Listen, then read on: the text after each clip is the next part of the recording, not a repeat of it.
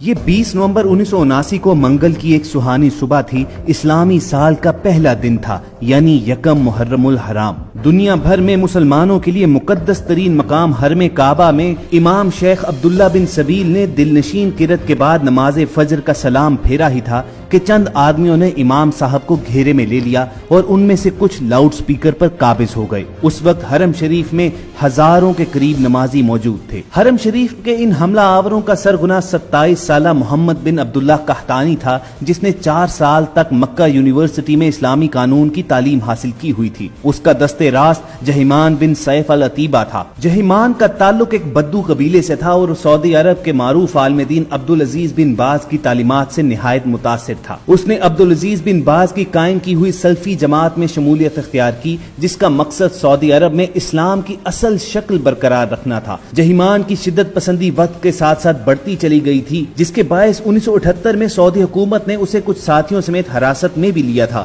مگر رہائی ملنے کے باوجود العتیبی کے خیالات میں تبدیلی نہ آئی اور وہ اپنے ساتھیوں کے ساتھ مل کر خانہ کعبہ پر حملہ آور ہو گیا۔ اور 20 نومبر 1979 کا یہ سیاہ ترین دن تھا کہ جب حرم پاک پر حملہ ہوا اور ان لوگوں نے 500 ساتھیوں کے ساتھ خانہ کعبہ میں داخل ہو کر وہاں کے دروازے بند کر دیے اور 1 لاکھ کے قریب نمازیوں کو یرغمال بنا کر مسجد کو اپنے زیر انتظام لے لیا۔ ان لوگوں نے بڑی باریک بینی کے ساتھ پلاننگ کر کے جنازوں کا بہروپ بنا کر چارپائیوں کے ذریعے اسلحے کی بڑی مقدار تہہ خانوں میں جمع کر لی ہوئی تھی۔ جب تمام تیاریاں مکمل ہو گئیں تو اچانک حرم کے تمام دروازے بند کر کر ان پر اپنے مسلح افراد کھڑے کر دیے۔ پھر ایک آدمی اٹھا اور اس نے عربی میں اعلان کیا کہ مہدی موعود، جس کا نام محمد بن عبداللہ ہے، وہ آ چکا ہے۔ اس کے بعد نام نہاد مہدی نے بھی مائک پر اعلان کیا کہ میں اس نئی صدی کا مہدی ہوں، میرے ہاتھ پر سب لوگ بیعت کریں گے۔ اس گمراہ ٹولے نے مقام ابراہیم کے پاس جا کر گولیوں اور سنگینوں کے سائے میں لوگوں کو دھمکاتے ہوئے بیعت شروع کروا دی۔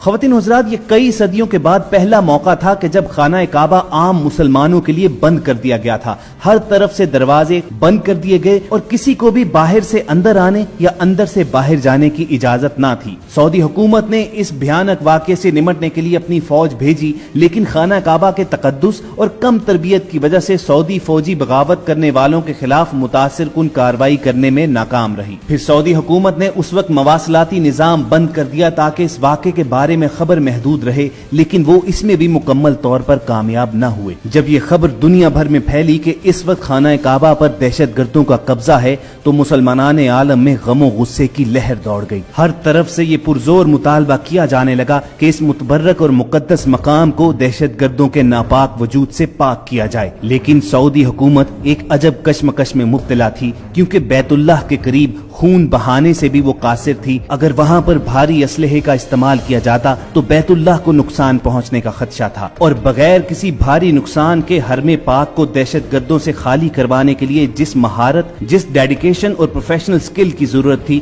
اس سے سعودی فوج محروم تھی۔ دوستو، اس وقت سعودی حکومت کا فرینچ گورنمنٹ کے ساتھ ایک خصوصی دفاعی معاہدہ تھا، چنانچہ فرانسیسی کمانڈوز نے سعودی فوج کو ہنگامی تربیت دی تاکہ وہ شدت پسندوں کا خاتمہ کر سکے، لیکن چونکہ مکہ میں غیر مسلم افراد کا داخلہ ممنوع ہے تو سعودی اہلکار فرانسیسی کمانڈوز کو ساتھ لے کر نہیں جا سکتے تھے، چنانچہ نگاہ انتخاب پاک فوج پر پڑی۔ سعودی فرما روا شاہ خالد نے 32 علماء پر مشتمل سپریم کونسل کا اجلاس فوری طور پر طلب کر لیا اور خانہ کعبہ کے دفاع کے لیے پاکستانی حکومت سے رابطہ کیا گیا اور درخواست کی گئی کہ پاکستان بیت اللہ کے دفاع کے لیے اقدامات کرے۔ اس وقت پاکستان میں جنرل ضیاء الحق کی حکومت تھی۔ پاک فوج تو سعودی حکومت کے کہنے سے پہلے ہی بیت اللہ کے تحفظ کے لیے تیار بیٹھی تھی، چنانچہ SSG کے اسپیشل کمانڈوز پر مشتمل ایک خصوصی دستہ ترتیب دیا گیا اور اسے حرم پاک کی پاسبانی کے لیے سعودی عرب روانہ کیا گیا۔ دوستو، اب آپ کو تفصیل سے بتاتے ہیں کہ جن دہشت گردوں سے بیت اللہ کو خالی کروانے میں اور ان دہشت گردوں پر قابو پانے میں فرانسیسی کمانڈوز اور سعودی کمانڈوز ناکام رہے،